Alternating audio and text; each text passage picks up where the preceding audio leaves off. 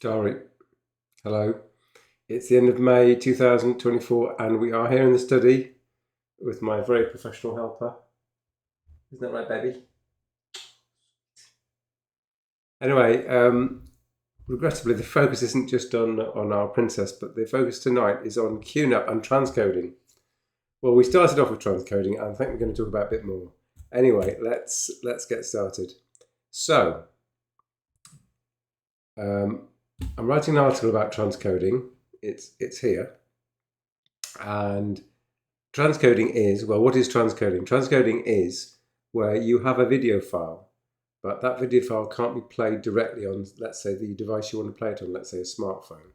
So you need to convert that video file from one format to the other, and that's all it is. Now, in the early days, when people used to download or rip movies a lot, this was a much bigger issue than it is today. Because personally, I stream most of my movies. I have Amazon Prime, Netflix, and various other subscriptions. So I seemingly never have to transcode. But where this came about was that somebody was about to buy my NAS and they wanted to use it for transcoding. So I thought that the sale fell through. My fault, really, I think. And I thought, well, I've never investigated transcoding. Let's give it a go. So first of all, we're going to show you how transcoding works on this QNAP NAS. So this is a QNAP TS673. It's not, it always happens, isn't it? This is not a QNAP TS673A. So to repeat, this is a QNAP 673 NAS. And it's quite easily capable of hardware transcoding. So transcoding can either be done by the CPU of the NAS, or, rather cleverly, if you fit a graphics card into the NAS, if that's possible, you can use the graphics card. So I'm going to show you how it's set up and show you what I did to get it working, and then we're going to talk about the features of the NAS as well. So let's get all these other windows out of the way. So the first thing you need to do is you need to go to a compatibility page and you need to find out whether your QNAP can do transcoding via hardware. And that presupposes your QNAP as an expandable QNAP, as the 673 is. So the 673 has two PCI slots. A bit awkward to get into, but you don't need to do it very often. In fact, I had to take the power supply out to fit the cards in nicely. I was aiming to do it without taking the power supply out, and then I just gave up. So first of all, I went to a QNAP GPGPU category page and found out that it was capable of doing hardware transcoding. The links will be in the associated WordPress post. And then what I ended up doing was buying this card. So I bought, for the princely sum of about £79, as you can see, the card shown here. And that slots directly into the PCI slot of the QNAP. Now it's got two PCI slots, so in one slot I've got this card, and in the second slot I've got a 10 gigabit Ethernet card. Now this is a slimline card, and many cards take up two card slots. If you had a two card slot wide graphics card, then you would not be able to have the second PCI Ethernet card, obviously. The other thing to know is that the power supply of a QNAP is pretty mediocre. And I'm just scrolling down. I think I've actually got a photo of it in the article. So that's the power supply, and it says the total power supply is 240 watts. So some graphics cards have got an extra connector on the graphics card, which you need to feed with probably 12 volts. I'm not an expert. It's a sort of a 5 12-volt connector, and this isn't one of them. So this is a very low power graphics card, and it's a GeForce, it's a gigabyte GeForce GT1030. Okay, so that's the hardware is inserted into the QNAP. What do you do next? You have to go to the settings panel and go to hardware, which is here. And then you have to tell it that the graphics card is to be used for the operating system. So you can use the graphics card for virtualization. So out the back of this graphics card, obviously an HDMI socket, and this has got a DVI socket as well. So you can connect a monitor to that to that socket. And by the way, when you boot the QNAP now, I found out you actually get a BIOS screen. Comes out of that graphics card. I've written that in the article as well. So if you have a look at the article, you'll see that I also showed you that the BIOS screen is available now. That's an aside. It's got nothing to do with transcoding, but it's interesting to know. Once you put a graphics card in, you can get to the BIOS screen. You can get to all the BIOS screen panels. So that's interesting. So you've told the system that you are going to use it for the operating system and not for virtualization purposes. So that's the next thing you've done. So the next thing you need to do is if you go down the QNAP route, you have to install something called Multimedia Console. Now, this isn't quite working as it was before, because when I first installed this without the product that I'm going to speak about called Plex, and I clicked on transcoding, no, here we are. It's come back again. So I've done a few reboots. So the way that QNAP wants you to do transcoding is to use the Cayenne Media Sign Player. And that's got two license options, a free license option and a paid for license option. So you can download the player for free, but then you've got to put in your details, and actually that involves you having to be logged into QNAP.com. So I did have a current QNAP.com account. So to create a QNAP.com account, and after that, I could then get a free license from Cayenne. And using that, you can do some sort of transcoding. But word to the wise, that's a load of rubbish. No one uses that apparently. Everyone uses the Plex product. So Plex is a media server that not only looks around your local NAS or your local computer to find out what video files you've got, but also offers you the chance to look at third-party video files for free. Now, there's a free version of Plex Media Server, but there's also a paid version. And what you need to do is to buy the paid version, which is available monthly, yearly, or for a lifetime subscription. So I've just bought a monthly subscription because I'm only doing a test. So I should be, with the power of the interweb, be able to get to that. So here we are. That's the home panel of the Plex Media Server that's installed on the QNAP. Now it's available from the QNAP store, but when I installed it, it said there was a software update for that Plex Media Server, and that wasn't available for the QNAP store. So I had to install it manually, which just means browsing the Plex site, downloading a .qpkg file, and then installing it. So now we're at the bang latest version of the Plex Media Server, and you'll see there's a transcoder option.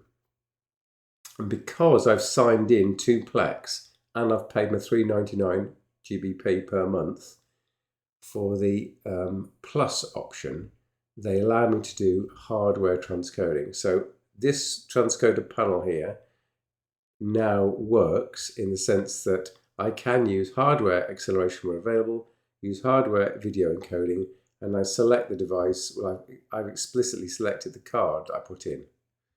So otherwise, if you don't do that, or you haven't paid your Plus subscription, you'll only be able to have a software CPU encoding.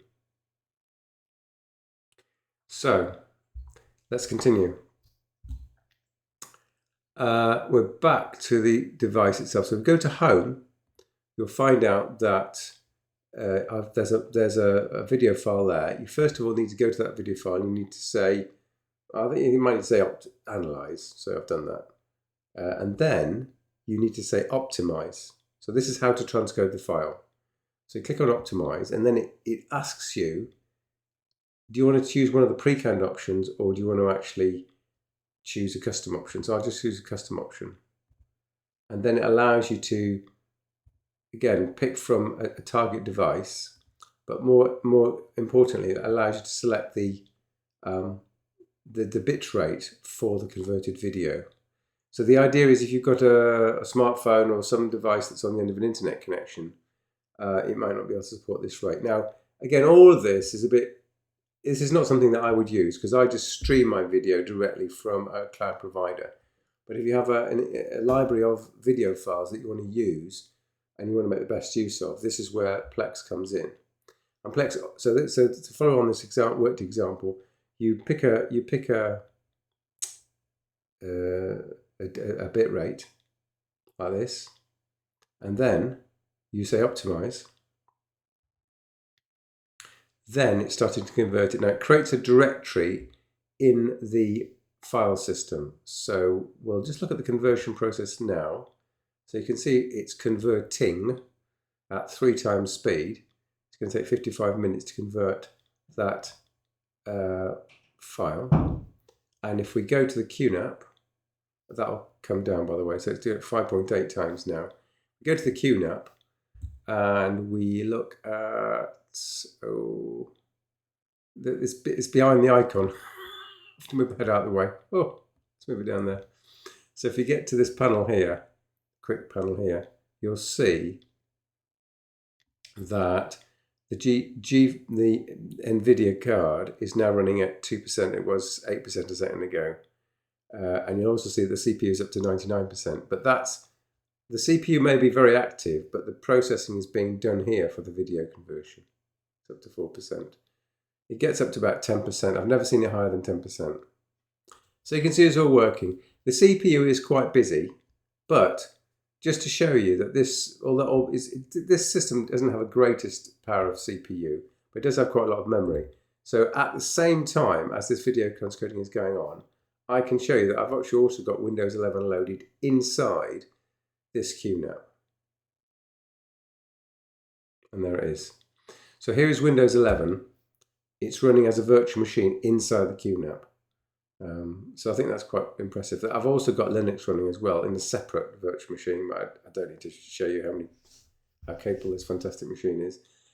So I think we've reached the end of the transcoding tutorial. So in order to get transcoding to work, you need to use hardware transcoding. You need to put a graphics card into your QNAP NAS, which means that you have to have a particular QNAP NAS which has slots. You then have to buy Plex, subscribe to the Plex Pass, and that will allow you to do hardware transcoding. You have to tell the QNAP to assign the graphics card to the operating system, and then the Plex Pass app can use the GPU for transcoding. So that's all of that out of the way with. I thought I'd also give you a quick run round QNAP NAS to show you why it's such a fantastic product.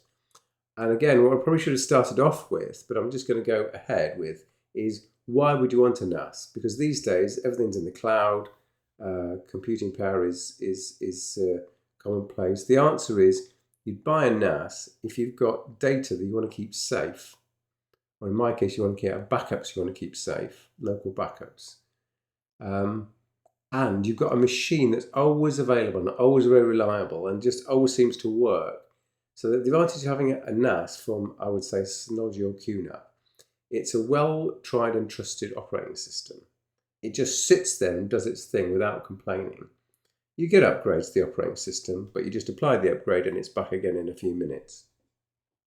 It sits there. You have a disaster on your PC and you want to quickly dump some files, you put it to the QNAP. You want to play some media files, you can do it on the QNAP. You want to set up a syslog server, you can do it on the QNAP. It's a very versatile device which doesn't need very much maintenance, and that's its strength. It's not going to be a super fast disk access device on which you can edit video.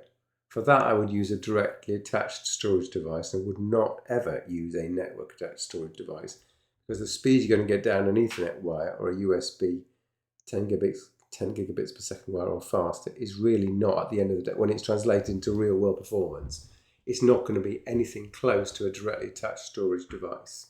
So to repeat, it's great for a reliable system. Do not use this to edit videos. But what I'm going to do is I'm going to go into the control panel and show you lots of other things. So you can see that there is a huge number of facilities that you can have. You don't need to use them, but it's great to know that they are there. So I'm trying to show you. You've got a network and virtual switch. You can have it as a file server to Apple or Windows.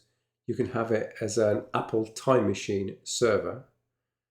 You can have your own web server on here. You can have your own syslog server, so system messages can be sent to all the PCs in your house can say, if I have an error, where do I write that to? I can write that to that single syslog server, and then that can communicate with you via, let's say, email or by messaging.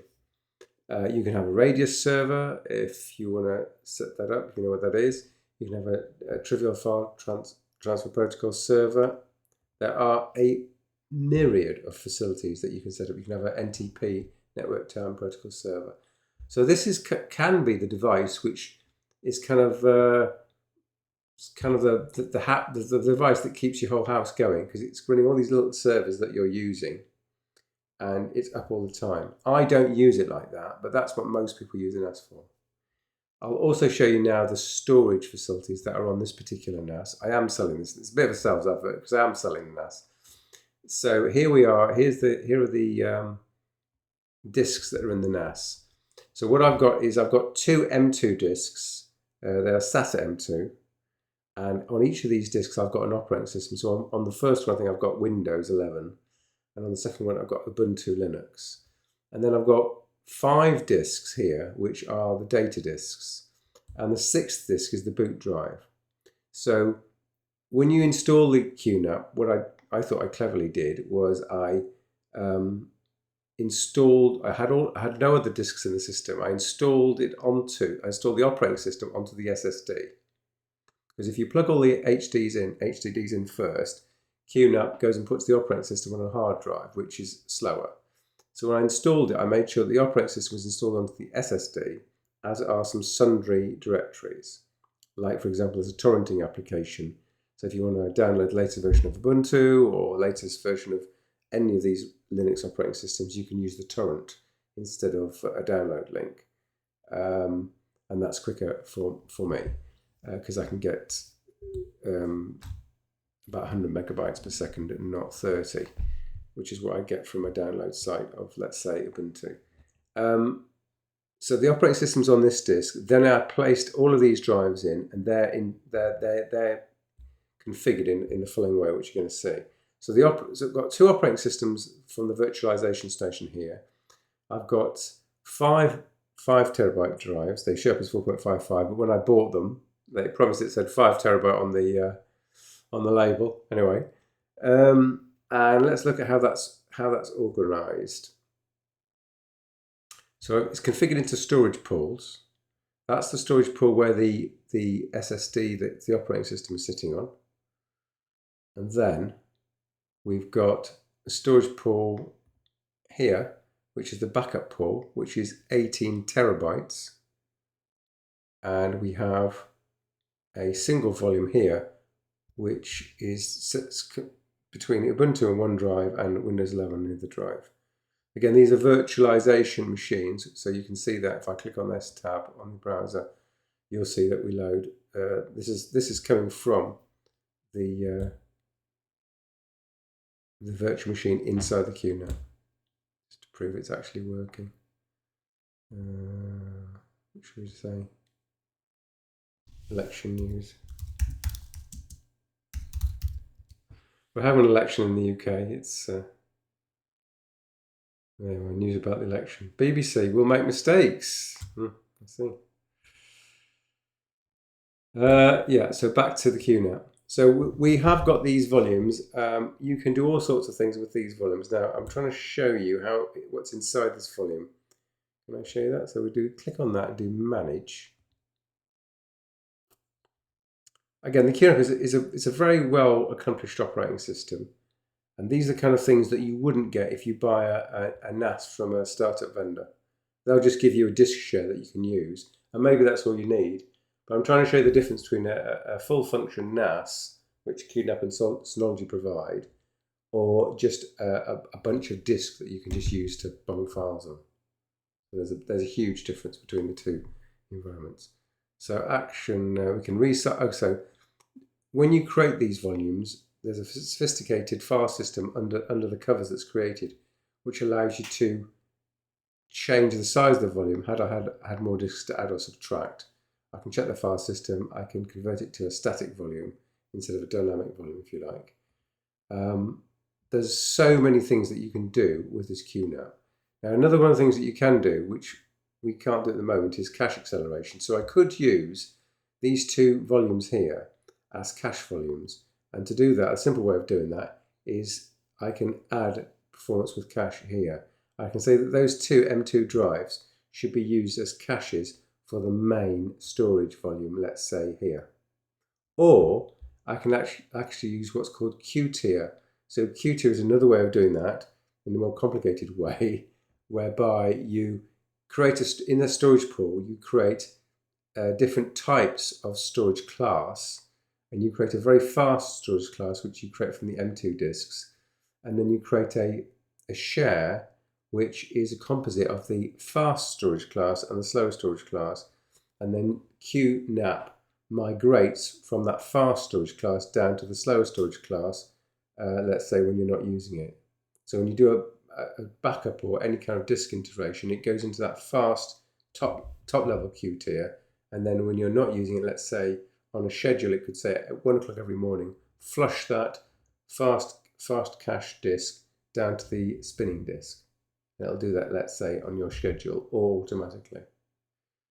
Another thing that you can see here, things that you can do, you can have an iSCSI, which means to say that this can be set up to have an iSCSI disk, and you can have a computer, a diskless computer or a regular computer, and you can say on that regular Windows computer, for example, I would like another hard drive, and I want that hard drive to be provisioned from over the network from this QNAP system. So you can set up an iSCSI server area here, and on the client, your PC can take that disk.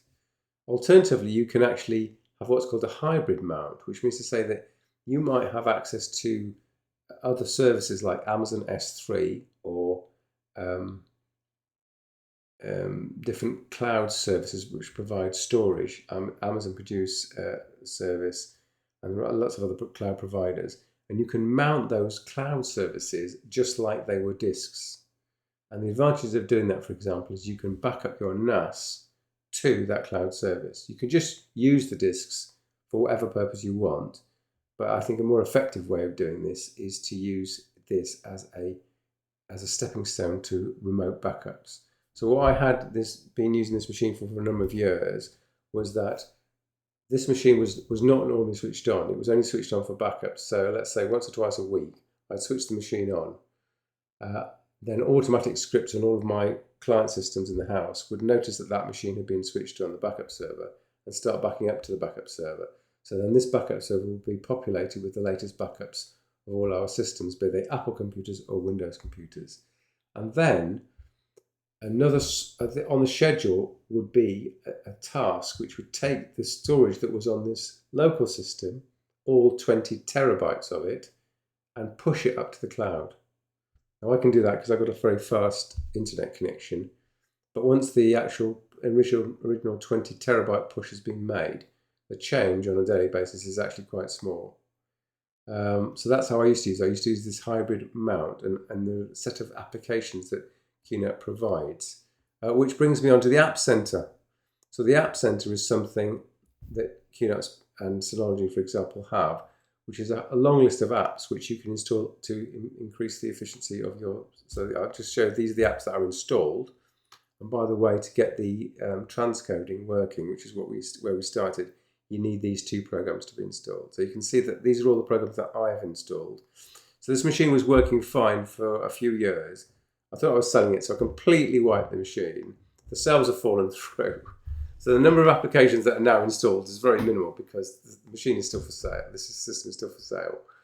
But these are kind of the core applications you get.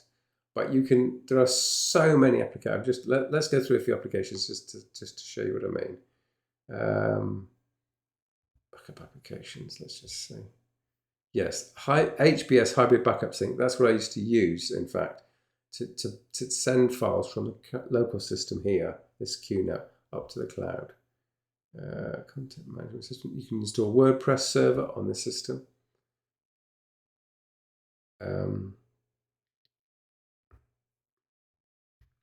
You can run PHP. You can run Python. You can run an SQL server. the Plex media server is installed on here. If you want to use transcoding the QNAP way, you'd use that KN tool here. So bring the princess into the picture. She's always a good thing to advertise.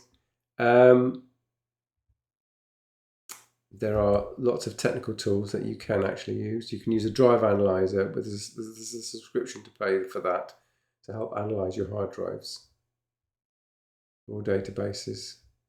Multimedia console, that's QNAP's way to get a DLNA server. So in order to your television to pick up what is being hosted on this QNAP, you either install the multimedia console or use the Plex server, and that creates what's called a DLNA server, which your TV does a request on its LAN connection, and this QNAP will answer saying, I've got this share with these files in it.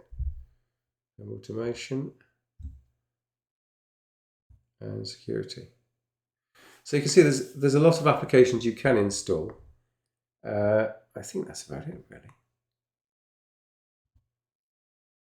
I think that's it. So I hope I've convinced you. This in particular is a wonderful system, as are many of the QNAPs. This 673 is quite good because it's got a 4-core, 4-thread processor. It's got 64 gigabytes of memory installed, which means to say it can run, albeit quite slowly, one has to say, Windows 11 in a virtual machine. It's got 20 terabytes of hard drive. 18, I think. It's about 25 terabytes in terms of 5 times 5 terabyte drives. But when you're raiding it for protection, you get about 18 terabytes left. So that's 18 terabytes of usable space. It can run a media server, this Plex server. It can also run the virtualization machines, and it can keep your data safe.